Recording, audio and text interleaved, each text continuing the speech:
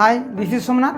আর আজকে আমরা আহিত পরিবাহী পাতের দরুন পাতের নিকটবর্তী কোনো বিন্দুতে তড়িৎক্ষেত্র প্রাবল্য অর্থাৎ ই ভেক্টর ওর মান নির্ণয়ের চেষ্টা করব, তার সঙ্গে তার দিক। সো শুরু করা যাক। এটা একটা আহিত পরিবাহী পাত।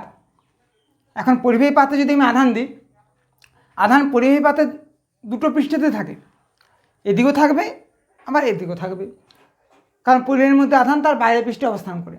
এখন যদি পাত ধরি এবং এর যে ইফেক্ট না ধরি, so charge distribution will be uniform, সুষম আধান বন্টন থাকবে এখানে। এবং সেই আধান বন্টন প্রতি একক ক্ষেত্রফলে যে আধানের মান, সেটাকে ধরেছি আমি সিগমা, অর্থাৎ চার্জ ডেন্সিটি সিগমা। তাহলে সারফেস চার্জ ডেন্সিটি সিগমা, পাতটা অসীম দৈর্ঘ্যের পাত, আমাদের পারপাস তার নিকটবর্তী কোনো একটা বিন্দুতে, আমি এজিউম করছি এটা পি বিন্দু, এই পি বিন্দুতে তড়িৎক্ষেত্র প্রাবল্যের মান আমরা নির্ণয় করার চেষ্টা করব গাউসের যে সূত্র সেটা প্রয়োগ করে। তাহলে গাউসের সূত্র প্রয়োগ করতে গেলে প্রথমে কী করতে হবে, আমাদের গাউসের তল কল্পনা করতে হবে। তাহলে আগে গাউসের তল আঁকা যাক। এখানে গাউসের তল আমি নেব একটা সিলিন্ডার। তাহলে গাউসের তল কল্পনা করা যাক।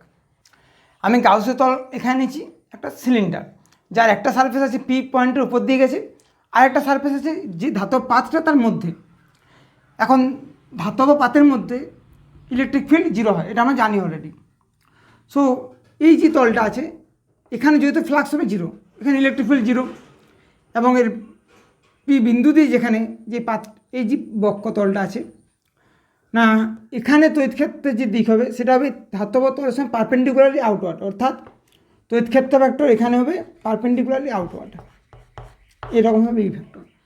কারণ এটা যেহেতু ধাতব পাত, charge distribution uniform, so you will be perpendicularly outward, এরকম। কেন না, এটা সিমেট্রির জন্য। যদি এই পারপেন্ডিকুলার আউটওয়ার্ড না হয়ে কোনো একটা অ্যাঙ্গেলে থাকতো, তাহলে এই ধাতব পাতের উপর যে চার্জগুলো আছে তা শিফট করতো, সেদিকে আমি যাচ্ছি না। সো এটা হবে সিমেট্রির জন্য পারপেন্ডিকুলারলি আউটওয়ার্ড। এবং এই তলের জন্য ডিএস ভেক্টর, এখানে যদি ক্ষুদ্র তল নিই, সেটা হবে পারপেন্ডিকুলার আউটওয়ার্ড। আর এই যে বক্ষতলটা আছে সিলিন্ডারের, এখানে কী হবে বক্ষতলে না, ই যেহেতু এদিকে, তাহলে ই ভেক্টর এই বরাবর, আর ডিএস ভেক্টর এই অভিমুখে। এটা ডিএস ভেক্টর আর এটা ই ভেক্টর। সো এখানে অ্যাঙ্গেলটা 90 ডিগ্রি। তাহলে তিনটা তল পেয়েছি, একটা দুটো। এই বক্ষতলের জন্য ইডিএস এর মধ্যে কোন 90 ডিগ্রি, যেটা পি বিন্দুর উপর দিকে গেছে যে তলটা, তার জন্য ইডিএস একই অভিমুখে। এবং এই যে ভিতরের তলটা আছে, এখানে ই জিরো। এরপর আমরা গাউসের সূত্র অ্যাপ্লাই করব। সো গাউসের সূত্র থেকে আমরা কি জানি, close surface integration E dot DS সমান Q enclose by epsilon naught, এটা আমরা জানি। এখন এটা হোল সারফেসের জন্য, তো ক্লোজ সারফেসের জন্য সেটা তিনটে সারফেস ভাগ করছি। আমি এটাকে দিলাম S1, এটাকে দিলাম S2, অ্যান্ড দিস ইজ আমার S3। সো এটাকে ভাগ করছি ইন্টিগ্রেশনটাকে, over S1 E dot DS plus over S2 E dot DS plus over S3 E dot DS সমান Q enclose by epsilon naught. এখন S1 এর জন্য ই ডট ডিএস কি লিখতে পারি, ইডিএস কস থিটা। সো এটা লিখব ই ডিএস কস থিটা, থিটা কত 0 ডিগ্রি, কস 0 মানে 1, তাহলে ইডিএস প্লাস বাকি যেগুলো থাকবে সেগুলো সব জিরো। S2 এর জন্য ই ডট ডিএস, ইডিএস কস 90 ডিগ্রি, S2 এর জন্য মধ্যবর্তী কোণ 90 ডিগ্রি, সো এটা হবে 0, তাহলে এটা 0। এটার জন্য ই 0, সো এটা 0। তাহলে কি থাকবে না, শুধু ইন্টিগ্রেশন হবে S1 ওপর, সমান হবে q enclose by epsilon naught. Q enclose কত না, এই সারফেস চার্জ ডেন্সিটি সিগমা, এটা নোন।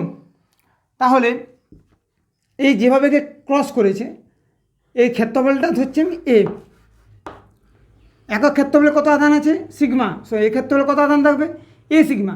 কতটা ক্রস করবেন না, সে এই পোর্শনটা ক্রস করেছে, তাহলে এই পোর্শনে আধান থাকবে এ sigma,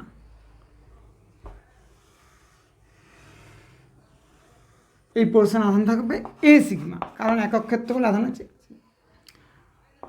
by epsilon naught. E constant, কারণ এই যে পাথটা এর থেকে এই তলের ডিস্টেন্স, প্রত্যেকটা পয়েন্টের ডিস্টেন্স সেম, এই ডিস্টেন্সটা same, so E will be constant এই সারফেসে। তাহলে এই বাইরে বেরিয়ে গেল, ক্লোজ ইন্টিগ্রেশন ডিএস সমান A sigma by epsilon naught DS over S1, so it will be A, কারণ ক্ষেত্রফলটা ধরেছি এ, এই যে গোল তলটা আই দিয়ে গোল তলটা ক্ষেত্রফল ধরেছি এ করে, তাহলে A sigma by epsilon naught, and here E will be sigma by epsilon naught. This is the value of electric field near the point of a charged conductor. এর ডিরেকশন কোন দিকে হবে না, এর ডিরেকশন হবে perpendicularly outward from the surface, perpendicularly outward, এটা হবে direction, so it will B the direction. তাহলে আমরা গাউসের সূত্র অ্যাপ্লাই করে খুব সিম্পলি একটা আহিত পরিবেশ, ধরুন পরিবেশের নিকটে কোনো বিন্দুতে আমি তড়িৎক্ষেত্র পাবলের যে মান সেটা পেয়ে গেলাম। যদি এটা অন্তরক পদার্থ হতো সেক্ষেত্রে পেয়েছিলাম sigma by plus epsilon naught, পরিবেশের ক্ষেত্রে পেলাম সিগমা বাই এপসাইলন নট। এখন এটা সিঙ্গেল পরিবেশ, সো এই পারপেন্ডিকুলার আউটওয়ার্ড তড়িৎক্ষেত্র বেরোবে, কোথাও গিয়ে যেখানে নেগেটিভ চার্জ আছে সেখানে